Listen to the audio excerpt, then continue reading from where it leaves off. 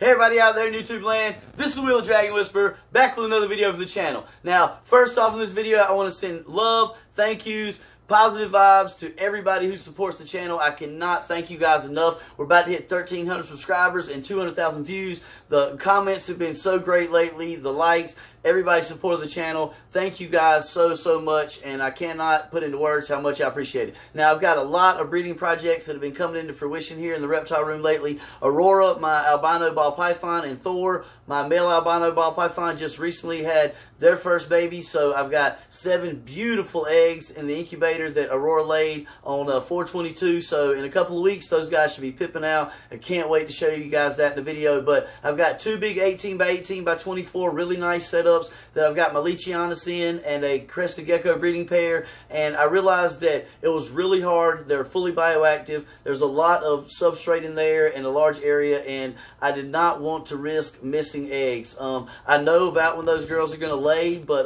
the Leachianus have just started breeding, so I'm not really sure when she's going to lay her first clutch. So I decided to gut those tanks, sanitize them, and set them up with lay boxes. So this way it'll be easier for me to find the eggs. In my experience in the past, I've had a few issues with not finding eggs right away, and they've either been left in an area that doesn't have enough humidity and those eggs have started to cave in and I wasn't able to bring them back, or way too much humidity and those eggs started to mold. So I feel like, especially with these 2 pairs and the value of the offspring, that I need to make sure I can control those laying situations. So I'm going to show you guys how I reset up those tanks and show you guys those 2 amazing breeding pairs, and hopefully you guys will see their offspring in the future in future videos. So we're going to jump right into it. Let's hit the road.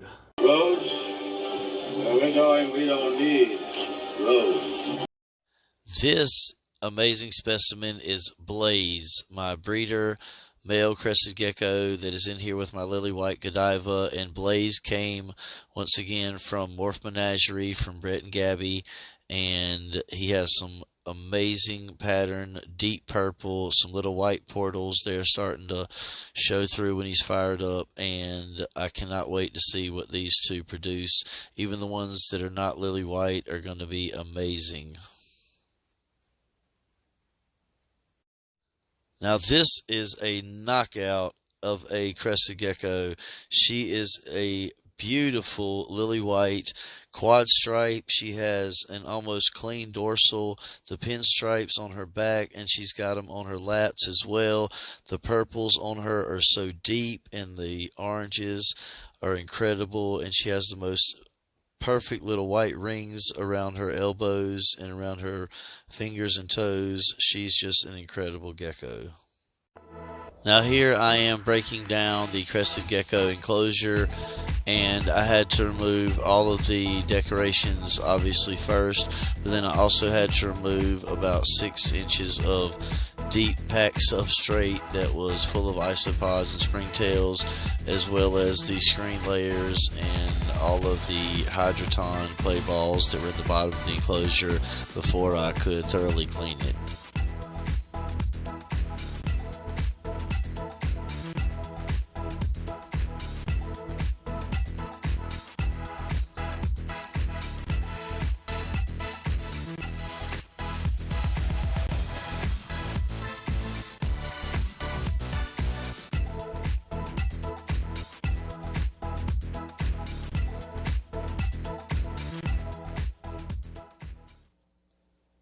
So I have this Fluker's bottle, which the product that was in this bottle is not bad, but I buy chlorhexidine by the gallon. You can find it on Amazon pretty easily, and then I dilute it. It only takes a couple capfuls for a spray bottle like this, and I keep these spray bottles all around my room. It's one of the best cleaners. It's pet safe. It won't hurt your animals. It's non-toxic, and I use this in the Fluker's bottle, and it's one of the best ways to scrub the tank with a little brush built into the Flukers.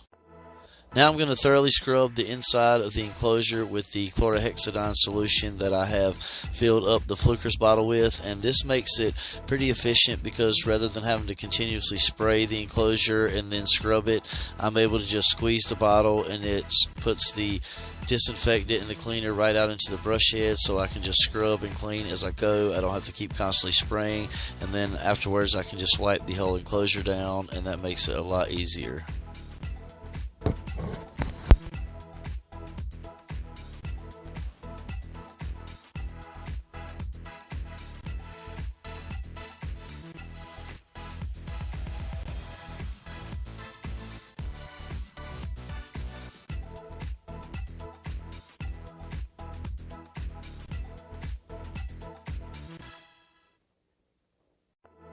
Now I'm setting back up the Crested Gecko enclosure by placing some paper towels in the bottom so that they don't have just bare glass at the bottom of the tank, and then I'm going to put the lay box in the back corner and then start decorating the tank and making sure to give them plenty of places to climb and hide and get away from each other so that Blaze doesn't worry Godiva too much and she has places to get away and hide when she's being stressed out by him trying to breed her too much. And this will give me the ability to just pull out a few items and a few pieces of cork bark and be able to take the lay box out and check it for eggs.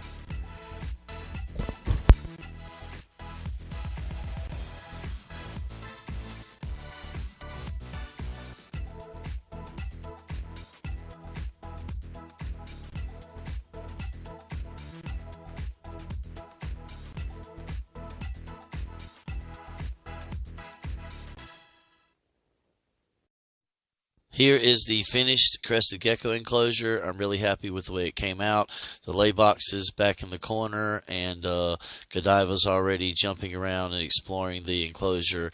And although it looks like there's a lot of things in here, and Blaze has already jumped down into the interior to explore all the new hiding places, but it's actually not going to require me but taking out a few items that are sitting right on top of the lay box to be able to remove it, and should provide me pretty easy access to getting to the areas where she can lay eggs. But I think they're really going to enjoy this enclosure. I'm really happy with the way it came out as well, and I think it's going to make it a lot easier to move forward with this breeding project.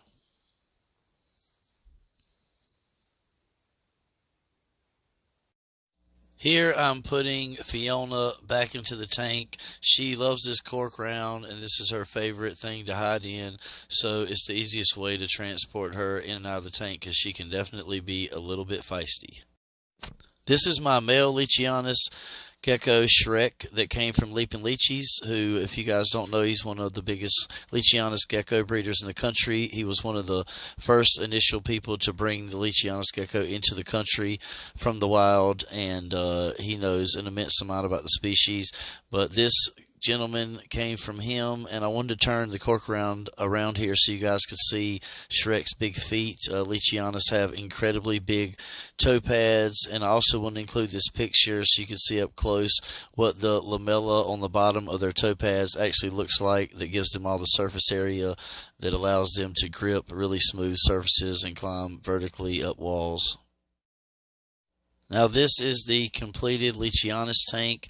I put some paper towels in the bottom that of course I'll have to change out pretty regularly, but the lay box is in there with a good 6 inches or so of substrate, and this is Fiona, who's already started to roam around right after I sprayed the tank down, and I can't get too close to this girl. She is very territorial and very feisty, but she is a GTX cross female Leachianus, and she is beautiful. She has amazing pink spots on her back, and I think the tank came out great overall. It's going to give them plenty of great hiding places to get away from each other, and give her a good lay box.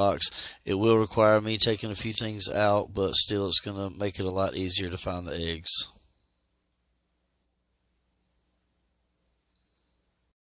So here is another little clip of Fiona. She has been roaming around the tank, and here she is climbing out of her favorite piece of cork bark. And Fiona is another one of my collection that came from Morph Menagerie. So another shout out to Brett and Gabby.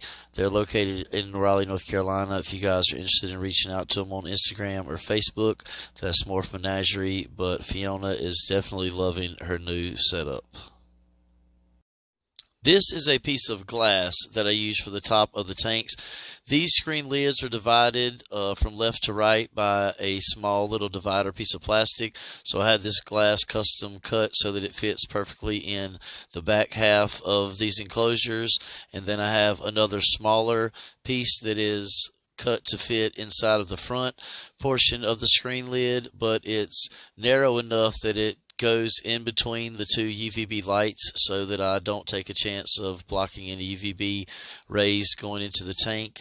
And these two pieces of glass that I have in the screen lids of both of these enclosures really help me regulate humidity, and I'm really happy with the way they came out. You guys let me know in the comments what you think.